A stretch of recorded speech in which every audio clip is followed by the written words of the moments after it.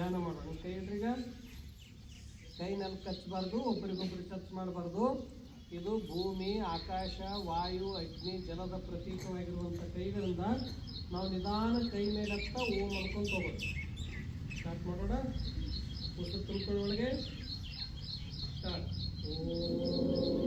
ಓ